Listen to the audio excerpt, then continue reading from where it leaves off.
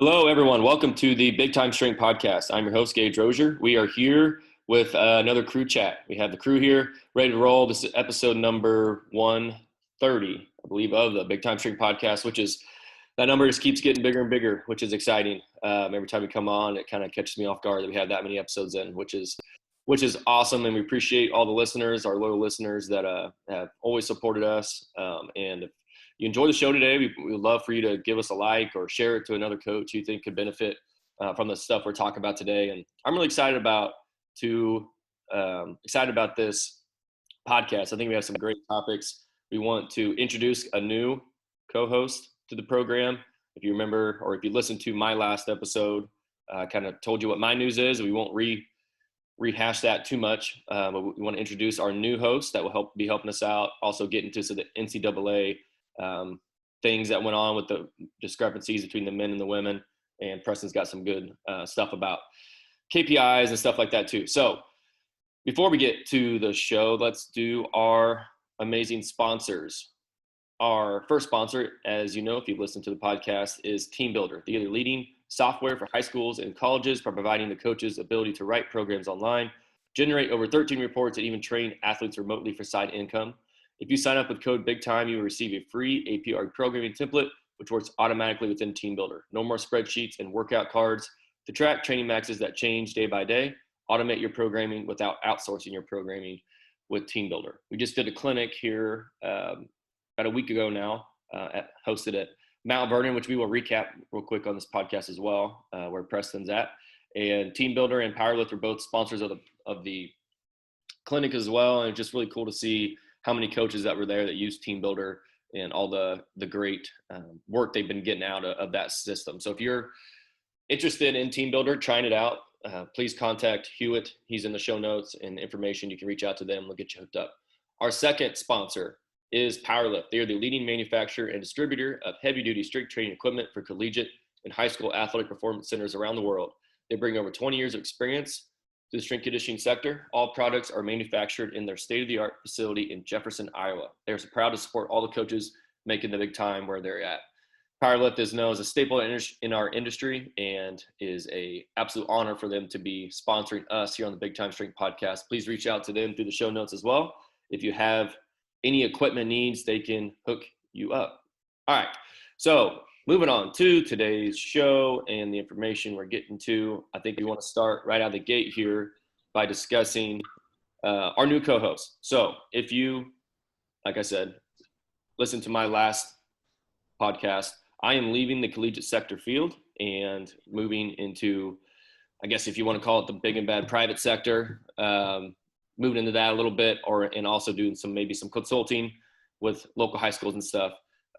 So it made sense for us here on the Big Time Strength Podcast. I'm still going to be involved for sure, mainly just on these crew chats probably. And sorry, got sidetracked, Preston.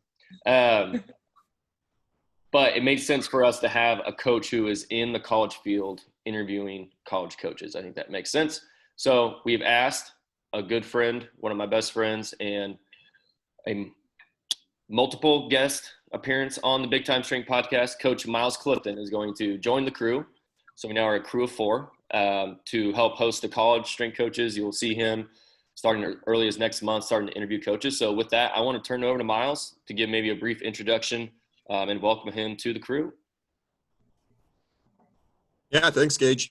First off, just super excited to get to be doing this. I was with you at Jewel, 3-4 years ago, whenever it was that you kind of came up with the idea for the Big Time Strength Podcast. So I've been a listener from the very, very beginning.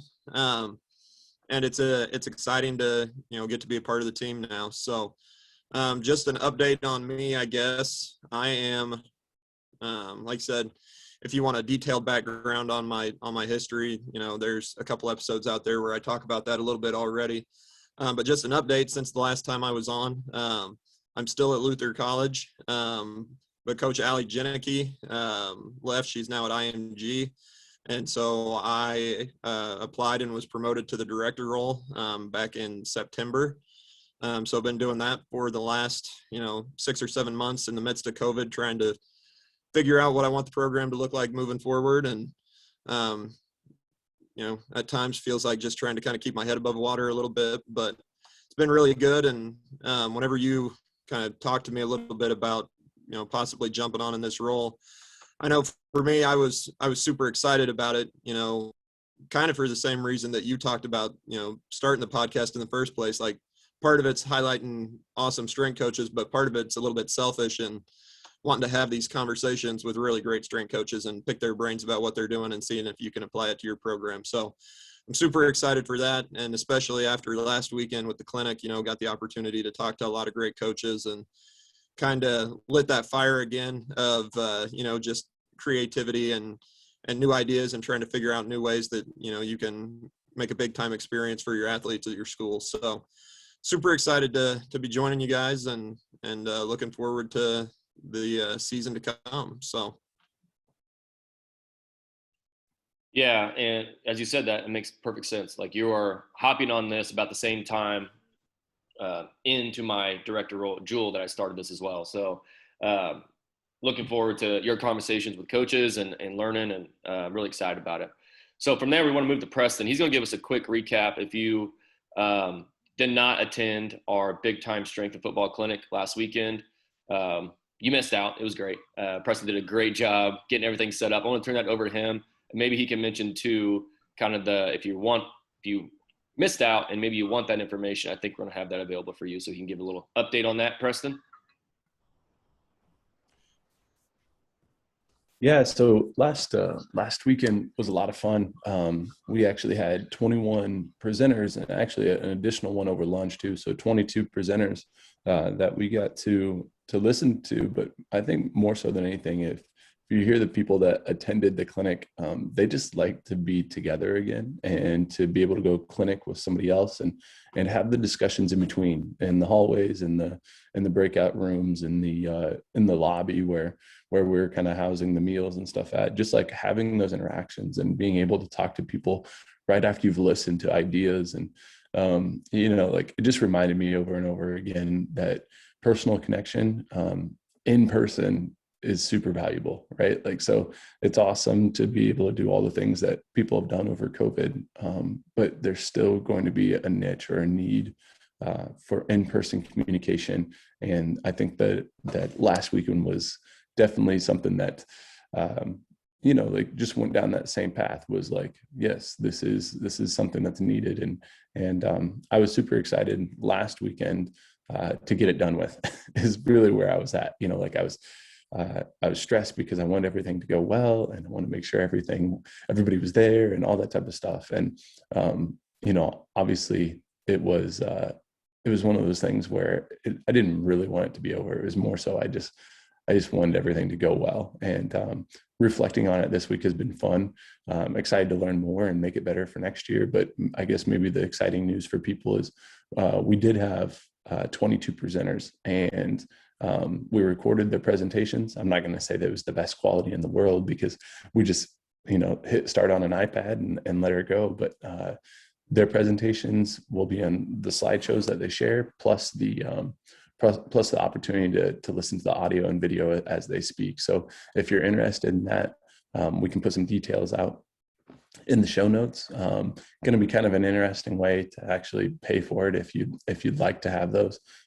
But if you attended the clinic, you'll have an opportunity to get those, and obviously everybody else that wants them, you have the opportunity to purchase those for a small fee, just so that we can continue to put on something like that and make it better for next year. So thankful for everybody that came, and obviously Amanda and Gage and Miles, like, all the work that they did on the Friday and the Saturday was unreal. So just thankful for them, and definitely would not have been able to do it without them. Yeah, it was a great day. And Preston, all credit goes to you. You did 98% of the work on it and did a great job. And it was, like you said, a great day to get back in and get in person with everybody and see a bunch of coaches. So looking forward to next year's, which will be great. So let's get into the one person we haven't heard from yet, Amanda. I'm going to kick it over to her for her kind of topic of the day, and we'll do kind of a quick roundtable on our topics here, and we'll get into it. So, Amanda, it's all yours. Sure. I'd like to kind of go back a little bit and let's just reflect a little bit more on the clinic. I want to take a little bit more time. It was, I think, a rejuvenation for everybody involved. The happiness at that clinic, and just, I think coaches, we always talk about normal. It was the most positive experience I think I've had in the entire year as far as learning. So it was great that way. And it was actually the first time that we all met. I have not met any of you yet, and it's amazing the power of technology. And I mean, we walked right into Preston's house, sat down with his wife Emily, cooked for us, and we sat around the table and we talked. We said we should have recorded that, right? So just, yes, again, that personal connection. And I know for myself, it really solidified how grateful I am to be on this podcast, and just that the decision was right to reach out last year. I reached out almost a little bit in anger that there wasn't enough women in the field and women were leaving certain clinics. And I was just like, this is the way to do it. And it really solidified for me that just how grateful I am and how well you have done accepting me and accepting, me interviewing women coaches. So I want to thank you for that. And I'm excited. This clinic is 10 years from now. I think this is going to be, people are going to know the big time strength clinics. So wonderful. All right, I'll get into my question. And we are shooting this right now at the beginning of April. So just finishing up March Madness, have you? Both men's and women's. So there was a very powerful tweet that went out about a week and a half ago about the weight room for the NCAA tournaments. And I just wanted to hear, before I talked a little bit, what was your experiences, especially from the NCAA level? And I'd like to talk about my role in it from the high school level. So Gage, you want to hit that off? Yeah, so when I saw, I guess, the whole thing was obviously very disappointing. And our female athletes at Jewel are they were fired up about it too. It wasn't just like strength coaches, they were really fired up, even our athletes. And my assistant, Coach Joe Brown, has been just a very strong example of what females can do in the weight room. And he's just done a tremendous job with that. And she has, it's been interesting. I don't know. I'm just kind of really talking off the top of my head. So if I stray off here, I apologize. But just having a female on staff, and she has, she walks the walk because she trains hard. She's super strong. And just having that presence in our weight room from a coach standpoint, because my first 3 years at Jules, it was me and myself for a while, and then me and Miles. We have a female intern every once in a while. And I told Jill this just the other day, that just the overall mentality of our females in the weight room has changed just because of her. And the impact of a coach can make, and she's not even meaning to do it. She's just training, she's working out and training, but just her actions have changed and made a substantial difference in just our females' approach to the weight room. They can see her train and how strong she is. And it's really empowered a lot of them to try to follow along in those footsteps, which has been so awesome to see. Because in my position, I can only do so much and say so much, but when there's Jill in there who's doing it too and saying the same things, it's been really powerful. Okay, so you think it's going to move forward? It won't be as big of an issue moving forward if by having a female staff? I would hope not. Hope it wouldn't be an issue. I think it's almost essential that you have, if you're working in a department wide, working with men and women, I think it's almost essential that if you're hiring somebody, I would really push strong to hire a female and get them on your staff. A really strong, awesome, capable, just like you would on the men's side, coach in there, because there's a bunch of them out there who are looking for opportunities. I think it's essential if you're working with if you work with female athletes, it was the best decision I've made probably as a director at Jewel, was hiring her and bringing her in just to give a little different feel to our weight room. It's been huge. And I hope that's the unfortunate thing out of the whole situation. The whole situation was unfortunate, obviously, and has been unfortunate for years and still is. But hopefully that's brought some awareness to the subject and we can move forward in a much better way. Because, like I said, it was hiring her and bringing a female on staff was extremely beneficial for us at Jewel. Okay. Yeah. And I think you're right, Gage. That's what it's going to take. Just putting coaches in front of people where this just becomes the norm, right? Where it's just not, we're not even thinking about it anymore. So perfect. Thanks for saying that. What do you think about this, Miles? Yeah, so I guess for me, I was just like shocked that this is a conversation that we're still even having.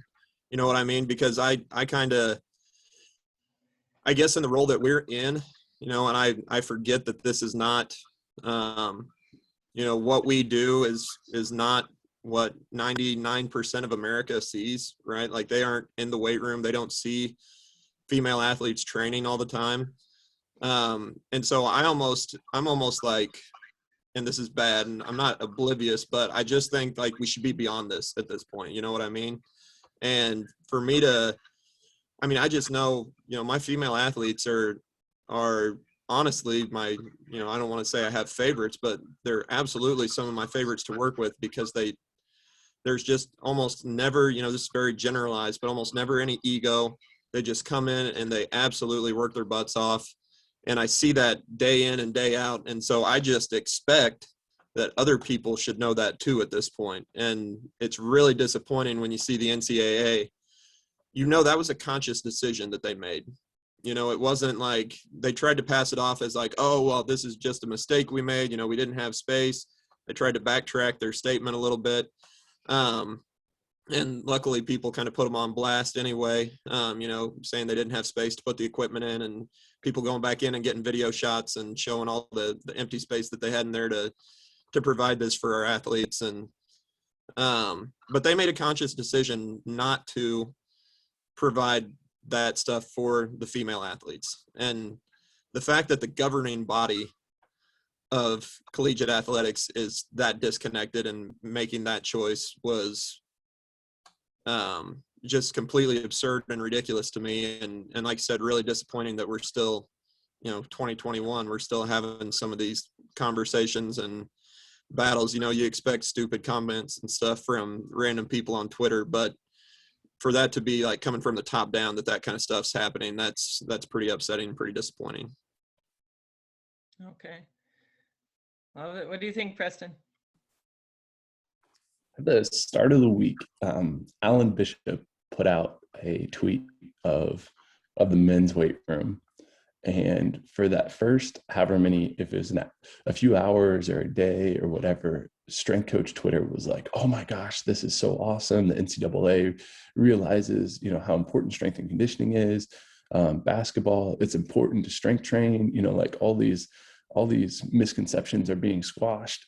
And like within that day, or it was the next day, they showed the weight tree that was in the, you know, like up to the you know, just a few dumbbells that were in the girls, and it totally flipped. And the narrative and everything that was of Strength Coach Twitter changed. Obviously it needed to, but like, it's crazy to see how on one hand, the NCAA was going to make it so right. And then if they would have just done the same thing, the same setup. And here's what maybe still grinds my gears, I guess, is after they retracted their statement and said there wasn't enough room, and then they finally gave them a room, the room still wasn't even as close as cool as the guys' room. Like there was like 5 racks maybe, and everything was spaced out. I'm sure it was because of COVID, but like the guys' room was spaced out too. You know, like it still bothers me that they just didn't do it one for one, or be like, well, we screwed this one up. Let's really deck this thing out. You know, like do it. And you saw it and you're like, oh yeah, that's nice. It's just not even close. And then it started diving into like even the meals, right? They showed the men's meals, and it was like this buffet style, probably for each team, if they're doing it buffet style during COVID, like, and for the girls, probably because of COVID, everything was prepackaged and looked really, I don't know, suspect. And I'm just thinking, okay, why didn't they just like, whoever was on the men's planning committee, why didn't they just like work with the women's committee or vice versa, right? Because I'm guessing it's not the same committee that does both of those. Like that would be way too much. But like there should be some real big overlap with this, and I don't know. So more than anything, it's a gripe, about all this stuff. I work with really, really strong female leaders. Like our girls at Mount Vernon are super lucky to have the coaches that they have. And I talked to you guys about this last weekend, that, I mean, it would be not, I don't know the best way. It's not normal for female athletes in our school to not feel empowered. I don't know if that makes sense. Like we have such strong leadership from the top that like, our girls feel empowered every day. So when you see this happening, it's like it's a disconnect from the community that I'm in. And so I don't know, it's just crazy. And I know Gage has Jill on staff, and Miles worked for Allie, and like it's like it's the world that we live in, but I guess it's not the world that the rest of the world's living in. Yeah, I see it.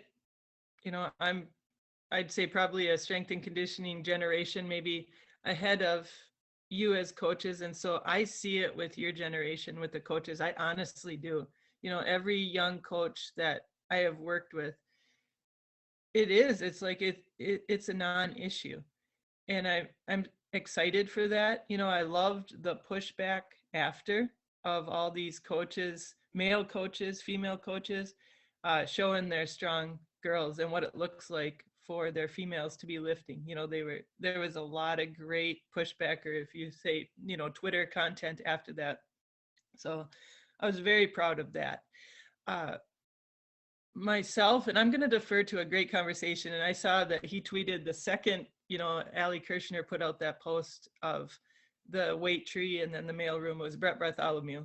And I don't know Brett Bartholomew, but I know people who work with him, and I've always been a fan as far as how he promotes female coaches. And he had a great conversation with Megan Young. So I'm going to say, if this is something you're interested, go listen to that conversation. And one of the things that really stood out is he said, I don't want to see all these podcasts or roundtables and everyone's just complaining about it and no change is happening.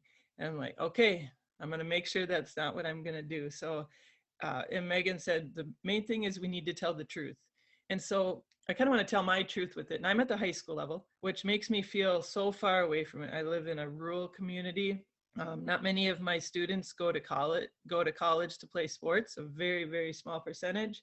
And then I'm also in a leadership group that I work and know these female coaches who were there. And so I feel a little bit torn between it. But here's my truth. I brought this up. We do current events and strength and conditioning class. And my regular strength and conditioning is right now is all a very advanced male class. So a lot of juniors and seniors, good athletes, and 2 females. And I brought this up and kind of excited about it. And I thought, oh, they're going to talk about how it was such a disgrace. It did not happen.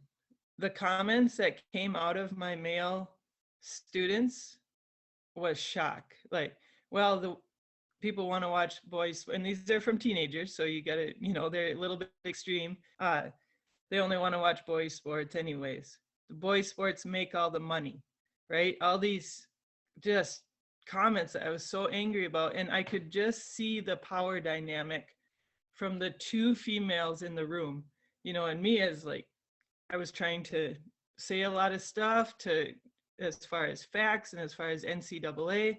And so I was just very surprised. And I was very angry, but there's nothing I can do. I can't send them to the office. I can only give them facts. And you could just see the power dynamic switching with those male athletes and all the things they were saying to the 2 females in the room, right there. And and to the voices of the ones who probably wanted to stand up for him. Everything switched. The power dynamic switched. And so I was like, wow, how am I going to change this? And at the time, I can't. So that is still the feeling a little bit at the high school level. And then, the tweet had 140 some comments. I've never before went and looked at comments, but I looked at the comments, the ones that were very rude, very negative. And if you go and look at them, so many of them were 17 and 18-year-old males. That scares me. That scares me a lot. And that is why leadership development, I think, is so important at the high school level. And we have to continuously be having this conversation with them, because amazing. Go back and look at those comments, and then look at who is making those comments, and that's where it's at. So just people who don't know the industry are making huge comments that are making a big impact. So that's where I'm at. I don't know if that's drawing up being angry, but that's my story from the high school level.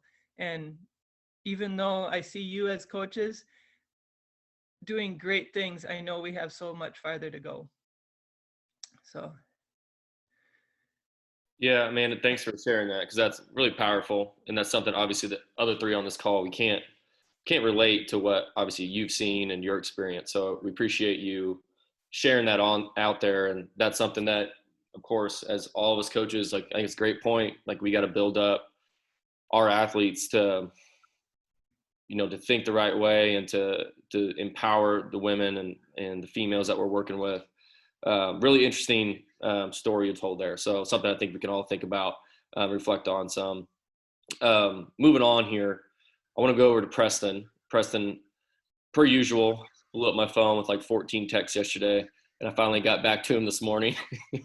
So Preston, what's on your mind today? I don't know what the usual part is, that I always send 14 texts, or that it's the next day that you reply. I don't remember which one's the usual. Maybe it's both.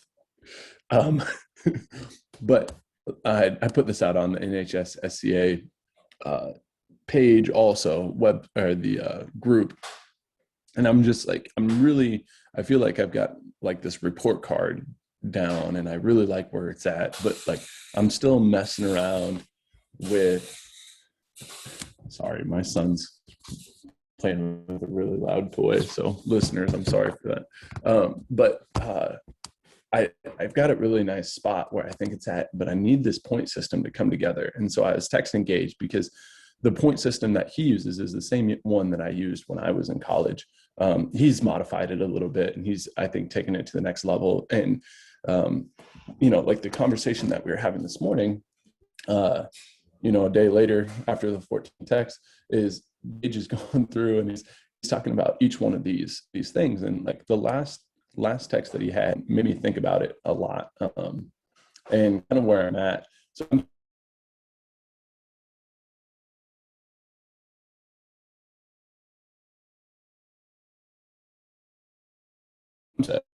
it's kind of like what people talk about with programming. If you add something in, you have to take something out. You can't just keep adding exercises to a program, or your body will burn out. I don't know if that's you're at with the max capacity point yet. I just found when I started to add more and more stuff at Jewel, something was going to have to give. And I just, like that really resonates with me. He's asking me, does that resonate with me? It's like, yeah, like I go to this clinic, where we had so many speakers this last week, and I'm like learning all these ideas, and I'm going back and I've watched almost all the videos now, because I'm trying to edit them up to send them out. And I'm just like, man, there's so much good stuff, but it's just really, really tough to decide what is the things that you're going to hang your hat on, right? Like, what are the things that are going to be the staples? And the reason why I say it's really tough is because if you're not filling one bucket, then you feel like you're missing out on something. So like, I think that's always like the dilemma that most strength coaches have, is you only have so much time. What are you really going to put, hang your hat on, or put your eggs in which basket? So what do you guys think on that? What is something, have you ever seen an issue like that where you're learning something awesome. We're on episode 130. You're like, man, I want to implement this. But then you just find that you don't have enough bandwidth, or the kids don't have enough bandwidth for it. Yeah, you did cut out there for a second, Preston. So essentially the question is, coaches, we always want to keep adding to our program. But what I was texting him about was, I think you can do that up to a point, but just at the same time, just like you hear it with programming all the time, like you can't just keep adding exercises to the program. You have to take something out. You can't recover just from more and more and more work. And Preston, being the 100% just turned on go-getter that he is all the time, like he's always just trying to add. So I wanted to pitch that to him and to say, I don't want to see him end up getting burnt out or something because he's trying to keep adding to his already amazing program. So that was kind of the question was, okay, if you're going to add this in, because what he's thinking about doing is just absolutely awesome. This report card he has is really super cool. And it's going to be great for his athletes. But at some point too, it's probably going to something else needs to be taken out for him to really, keep being the great coach he has. And I found that a lot at Jewel. Honestly, like you go to a clinic, like Preston said, and you come back, it's like, man, I got these 4 ideas that I really want to implement. And I get it from the podcast too. I did a whole talk last year about stuff I've stole from people on the podcast and implemented at Jewel. And some things I've found that I can sustain it, but there's some things I hopped in on. Actually, I think Miles helped me with this. At one point we were grading every one of our football guys, every lift, which was awesome. I got that from Coach Silvernagel at a St. Mary. Which was it was so good. And I really benefited from it. Our athletes did, but it wasn't sustainable. So like I didn't take anything out of our program. I just added this. Not only are we coaching every group, but now we're grading every kid on top of it. And that's a lot. And it just wasn't sustainable. And I had a couple other things like that too, where I put this thing into our program. I thought, this is going to be really good. But just the sustainability factor of it was kind of a miss. And I think what COVID did really is made us really dial into, for me personally, I guess, in our situation, everybody's COVID situation was different, but we were pushed into kind of a high school model like Preston. He has 39 minutes to train his teams. I think we had basically 42. So I was really dialed in to go, even from a programming standpoint, like, okay, these are the things we're going to do, and this is it. So not only from a programming standpoint, the exercises we're going to do, and we're going to remove some of the fluff, but also just department wide. I think it's that tricky balance of always trying to make our program better, but not to the point of killing ourselves on something that we can't sustain, both from a time commitment standpoint, because you never want to do anything where, you're making your program better, but it also means you're at work another hour or 2 hours a day that's taken away from family time. So I think it is an interesting balance and something I've certainly had to balance at my time at Jewel. Good. I can take this one too a little bit. Do you feel, Gage, right now, is there something that you tried to implement, let's say like 4 years ago that you were trying that is just the norm now? Yeah, so the main one would be like our wellness survey data that we get through Team Builder. So just some of our data things that we do, we've added in how I track it. So I started tracking it. I look at the wellness report that we get from our kids on Team Builder, then I track it in a separate kind of Google spreadsheet so I can see trends over time. And that was something that I started and just kept refining to make it more efficient. And that's something, it's a norm. I go in the office and I do that every single day. But there have been some things that I've implemented that they just fizzled out just because I couldn't keep up with it, or, it just moved down the priority list. Still a great idea. I think it worked really well. But there's certainly, there's more than just the wellness survey data too, off the top of my head, but for sure. But there's always just that balance of like, it's important, I want to do it, but is it more important these other things that I have to get done for sure in this 42-minute time block? Yeah, I can. where I'm going with that is I truly believe it's about 5 years. You know, I look at watching your workouts last week, Preston, and you know, you can, and then meeting Joe Quinlan, who you worked under, correct? And did he do a lot of stuff with bands? Just yeah, and you Yes. could Yeah. and you could see that in your lingo, those bands were just easy to communicate. You could do it with your athletes very, very fast. Where for me, I think that would be a huge learning curve. But what we're under and what we learn, I think makes a huge difference. So I'd say, you know, the things that you're going to use first, something that you can simply communicate it to other coaches. You know, I look at your APRE, Preston, that you were using last week. That was like a foreign language to me, but I could tell that you were able to simply communicate it to your other coaches, to your athletes very easily. They knew exactly what was going on. So that would be the huge thing. Can I communicate it very simply? Do I know this well enough that I can communicate it simply?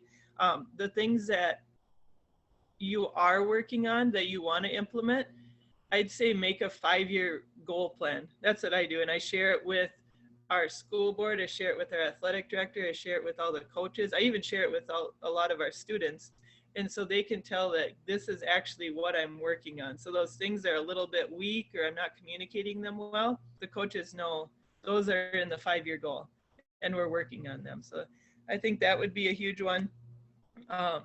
And you do have to take something out. I'm learning that right now. I've been working on speed development stuff for a long time and I'm ready. Like I'm ready to take the plunge of getting the technology, and I know I'll have to take out the conditioning part, right? We're not going to be doing a fun plate conditioning workout at the end of our workouts anymore. We're going to be sprinting and we're going to be doing time sprints. So it's, and where the conditioning part is something I used to know, right? It used to be old school. That's what you do at the end of a workout.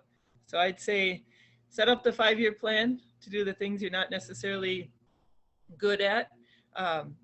And then make sure that you can whatever you can communicate simply. You know, I still teach the power clean. I can teach that power clean to a 7th grade student because it's just something that I can communicate very simply to athletes. So that's one of the big reasons I'm still doing it.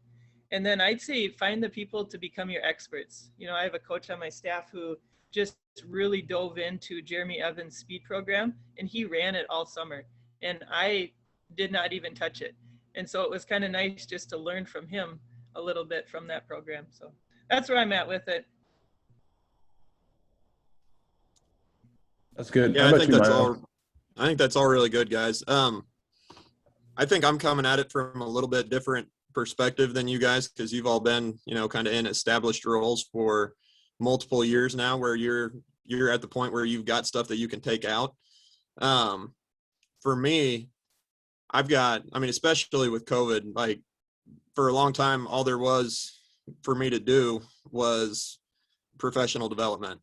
And I just felt like I was reading and getting a lot of really good information, but I didn't have anything to do with it because I didn't have athletes to work with. So I had all these ideas, and whenever I took over in the director role in the fall, I had to really sit down and think about, like, pick 1 or 2 things that you want to implement and do those 1 or 2 things really well, and not try to do 15 different things and do them all at once and do them halfway, you know? So for me, whenever I sit down and think about that, for me, it's like, I got to think about return on investment. Like, for the amount of time that I can put in, what's going to have the biggest impact on our athletes.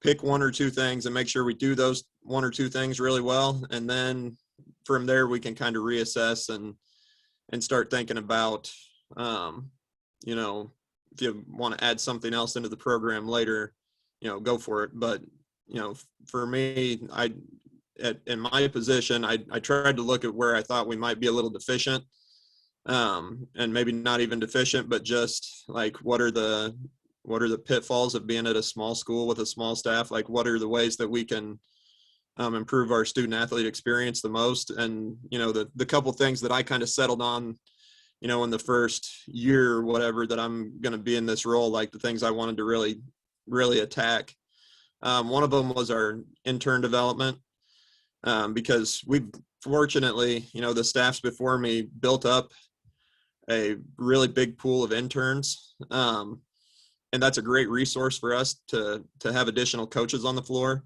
So I thought, okay, what's the most important thing to me on the floor? To me, it's not X's and O's. It's not the equipment you have. It's the coaches you have and how good of a job they do with the athletes that really make a big time experience for them. So, figuring out a way to pour into our interns so that they can really be, like true second coaches, third coaches on the floor for our athletes. And so, like, that's kind of my one big project that I'm really working on right now, is like trying to figure out how I can develop my interns so that they can in turn give a really good experience, for our athletes. See that? I didn't even mean to do that. And then the other piece is going to be like just finding ways to educate our athletes on nutrition and stuff like that. Cause we just don't have the resources to feed athletes, the way a big school does. And, you guys all know that being in the high school or being in the small college level. And so I started stealing pretty heavy from, the recovery stuff that you guys have done in the past with Refuel, and trying to kind of rebrand that a little bit and figure out how to make it work with our athletes. But I kind of settled on those two things as like, what are the things that are going to make the biggest impact on our athletes, and only add in those two things and make sure that we can do those two things really well before we just start throwing more and more stuff at our athletes. And, like I said, it doesn't get executed well. And then it was just kind of a waste of my time, a waste of their time. So just being really intentional about that was what I was really trying to go for and think about. I love that you're focusing on the athlete first instead of the program first, the athlete and the intern first. That's just such a change in dynamics of, I won't say that, your beginning level, but so much as before was always about what we have to do, all the things that we have to do. So that fires me up that you are focusing on interns. That's going to just spread out to the program and taking care of the athletes. And that's what I was really fortunate. Every place that I've been, like, with Gage, with Joe, out at Harvard, all the coaches that I've been under, and especially with Allie and Jeff Jones here at Luther, it's always been about like people first. Like it was never, there were absolutely no egos whatsoever with any of the coaches that I've worked with. And that was a really big point of emphasis here at Luther. Like, programming doesn't have to be the most advanced, but like Allie and Jeff Jones absolutely coached so hard when they were on the floor. Like, honestly, the pace of coaching whenever I got there was something that I had to learn to try to keep up with a little bit, because they are just like balls of energy and they are flying around the floor and they're trying to make a point of contact with every single athlete every time they're on the floor, and like helping the athletes feed off of their energy. And I just saw what an impact that had on the athletes. And like, okay, like the way they get coached is way more important than anything that we can put in front of them, programming wise, equipment wise. That's what makes the impact. And you could see the kids had really bought into that. And so I just tried to kind of double down on that a little bit. And, I think it's going to pay off big for our athletes over the long term. But yeah, just something that takes time. And like I said, I'm going to try to pool my resources where I think they're going to have the most bang for their bucks. So for me, that's always going to be people.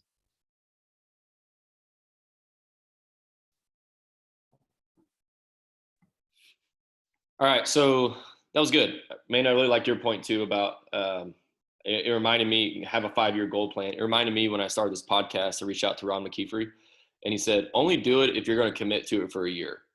So like, don't start a podcast and then do 3 episodes and you realize that you can't do it. Like, if you're going to do this and it's going to be that much of a time commitment, resource, energy commitment, only do it if you're going to commit for a year. So I think that's a really good way. Maybe we can even tie that into your programming or whatever you add into your program as well. But Preston, that's a great question. I really enjoyed that. And I want to kind of wrap this up here pretty quick. So I got one more topic, and this is kind of more of a fun one maybe. And it's maybe a new segment we'll do, which is strength coach, solving strength coach Twitter or something like that. So this is a fun one because Preston was kind of active on this one a little bit. It wasn't a fight by any means or anything like that. It was a very muted, I would categorize it as a muted strength conditioning kind of back and forth. But as we know, there's always these kind of topics that cycle through. And one that has come up probably 2 or 3 different times, and it's come up on this podcast, is the quote, "How you do anything is how you do everything." And for some reason, it's a quote that people like to talk about. And we've had a couple guests on the podcast talk about that quote.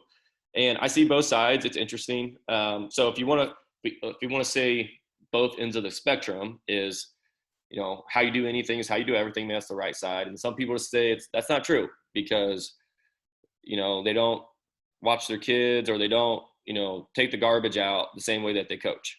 So I have some thoughts on it. Preston, why don't you kick in here what your position is? Yeah, I've had to formulate this position a few times because I even printed out a thing that says how you do anything is how you do everything. I laminated it. I was like, all right, I first heard Tony Stewart, who I respect greatly, say like that's one of the things that he lives by. And then I started to see all this pushback where it's like, well, you don't fold the laundry or do the dishes like that. And I started to think about it. And I honestly, I might just be weird. I've found that, maybe the more I get around other people, I might just be weird, but I do fold the laundry and I do the dishes like that. Like, I don't know. It's built in, and it's because the way that I was raised. It's the way that my family did things, where if you're going to do it, you're going to do it right. Like, and then we have this whole slew of cliches that you can throw out there, like if it's worth doing, you might as well do it right the first time and all this type of stuff. Well, it's like, well, if it's worth doing, I'm going to do it right. But then I've settled on this, and, like strength coaches around the nation, if they want to go a different way with this, is like, all right, how you do important things is how you do all important things, right? Like that's what people can say. It's just that I find a lot of things are important, so like, but the thing that I kind of got been out of shape a little bit is like, say I've got a 2-year-old, right? Say I'm trying to teach my 2-year-old and be like, well, Jace, I'm sorry, this isn't important right now. You don't have to listen to daddy.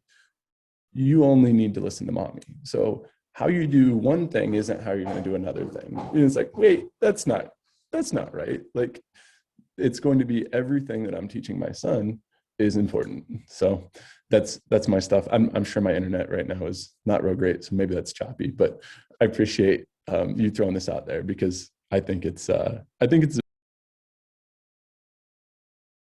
Does anybody else have any thoughts on that?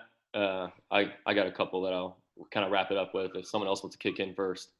Can I kick in on this? Because I actually have a fun conversation that I had with Preston's dad last weekend. Last weekend was the first time I met Preston, and you can see from Preston's house, Preston's desk, like he does the little things well. And for instance, his desk is spotless and his area is very, very organized. His weight room is organized. And I asked his dad, I said, is this what Preston was like growing up? Like, what did his room look like? And he said, oh, you do not even know. He said everything was organized. Everything, he would do just little things, even his closet. He would do stuff that nobody's closet would look like. And so, when you say that comment, how you do anything is how you do everything, I think there's a little bit of legitimacy to it.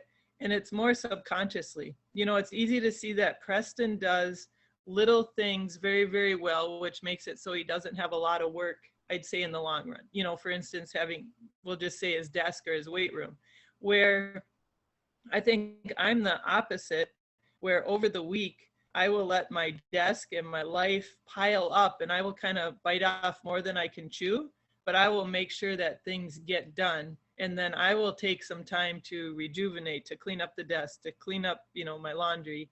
But it makes me take bigger chances because I know that it's going to be a little bit, we'll say anything, messy for a while, but then we're going to clean it up and we're going to make sure that it happens. So I think it's more of a subconscious thing. You know, Preston does things a little bit at a time. I do big things and then pick up the pieces afterwards. This is a psychology thing right now. I think maybe you just nailed it right there, because it takes me a long time to roll out anything. You know, if I want to do something new, it takes me a long time. And it's because I want it to be right when I do it. So I think you're right. Like, I think you just nailed exactly what happens in my brain. Yeah, anytime I hear that phrase, I'm kind of like you. Like, I hear both sides of it, but just like anything that I see on Strength Coach Twitter, I always feel like people miss the spirit of what they're really talking about. Like, when I hear that phrase, like, I hear like developing habits is like a skill, and if you practice it more, it's going to carry over in other areas. Like, maybe not literally, like, I mean, Preston, you might be an extreme example. Like, the way you fold laundry might be like elite. I didn't know if there's a way to be elite at folding laundry, but you might be the guy that does it. Okay. But like, the skill of developing sound habits is something that you got to practice just like anything else. So to me, that's what I hear when I hear that statement. And of course, there's always going to be somebody on Twitter who's like, take it at its absolute, you know, what was said is what you meant, and like apply context to it that maybe doesn't need to be applied. And they make it this great big thing, and they can of course find a million examples of how, you know, the way you do everything isn't the way that you're going to do anything. And I don't know, I just feel like people always find a way to take things out of context, and instead of like trying to step back and think of like, oh, what's the like nature of what they're trying to say, like what's the gist of it, they're just like, nope, we're going to take it at face value, and then we're going to blast it out on Twitter so we can get a bunch of likes and get people all stirred up. So that's my 2 cents there. I think that's really good, Miles. And here's the thing. Sometimes it comes out of the same camp that says where context is key, right? So it's like this same people. They talk about how context is everything, and you have to have a reason for everything. And, you know, like from my mindset, it's like attention to detail matters. Little things add up to be big things. And we all talk about that in the idea that this is Strength Coach Twitter, right? We're talking about strength coaching. We're not talking about folding laundry, even though I am elite at that. And I'll wrap kind of this up and probably the show here too with this. And I love all your guys' points. But when I hear that, I think what people say when they are saying that is say you should try to do everything the best you can. Okay, how you execute that is going to look different, and that's where people get off on it. They're like, well, I don't do the dishes with the same intensity that I coach. Well, when they say that, no one's suggesting that you should be yelling at the dishes. Let's go, get it, get in the dishwasher. Like, of course you don't do it that way. Okay, but you should do the dishes right, though. I mean, what are you going to tell your wife when you don't do the dishes right? Yeah, sorry, I don't care about that, so I'm not going to do that very well. Sorry, you can finish it. Like, no, like I don't think that's how elite behaving people behave. So I guess I want to bring it back to, okay, let's think about this with coaching. Okay, so what's something that I know a lot of athletes do not like the warm up, right? It's very common. You see athletes just kind of go through the motions during the warm up, and then they try to kick it in when the real stuff happens, like in the weight room. Okay, well, I think I speak for most coaches, like that probably bugs a lot of coaches. They want to say everything we do matters, the warm up matters. Well, maybe the warm up's not important to the kid. Okay, so if you don't think that how you do anything is how you do everything, then if the warm up's not important to the athlete, all they care about is the squats or whatever's actually, the work you're doing, well, then you should be fine with them just kind of going through the motions on the warm up if it's not important to them. Because the idea behind not thinking that's true is I'm only going to give 100% effort to the things that I think are important and I'm passionate about. Okay, well, then that's fine. But then it's really hard to call an athlete out for not doing the warm up right or even lifting hard if they're not passionate about that. They should try to do everything they're doing to the best they can ability. I think that's the point of that statement. It's not you should change the light bulb with this fierce passion and intensity that you've never seen anybody do it before in your life. It's not what we're talking about. So, all right, that's my thoughts on it. You guys have anything else for the good of the group before we wrap this up? Go on with the rest of your Saturday. Everybody good? All right. Well, I appreciate you guys joining the show. Appreciate you listening. If you're still listening, we appreciate it. We're probably 45 minutes into this. So hopefully if you are still listening to this, you're definitely one of our loyal listeners, and we appreciate that. So we are going to take a few weeks off here. Preston might shoot out some good episodes that he's done, kind of a round table, a little different episodes that he's been recording that will be really great. Excuse me, but we probably won't return back to our normal kind of rotation until the first week of May, where Miles will kick us off with his first guest. So we appreciate everybody. This is probably wraps up our third season of the Big Time Strength Podcast, and then we will kick off season 4 starting in May, which we are I'm getting choked up about. Apparently I get something in my throat. Really excited about. So until next time, guys, talk to you soon.